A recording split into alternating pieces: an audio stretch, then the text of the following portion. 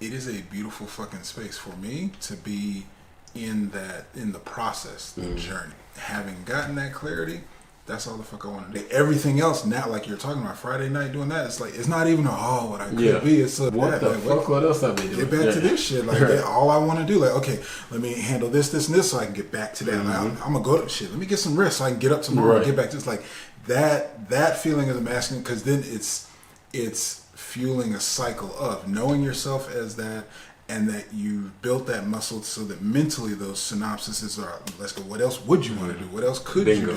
And it's fulfilling because it plants the seed for that apple in the future. You know yourself every day to be putting in that work. And it's the thing, it then aligns where that is the thing you want to be going and doing.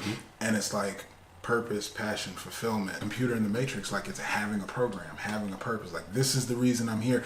And it's so fucking simple. You don't need all the other shit, the distractions and things. Or at least when it's time, you'll actually have taken a break. And it's like, well, now I need to balance this out because I haven't touched a woman in how long, or I haven't eaten anything in so long, or whatever. But that space as a man, as masculine, it's like you can feel the testosterone just seeping through the pores and shit.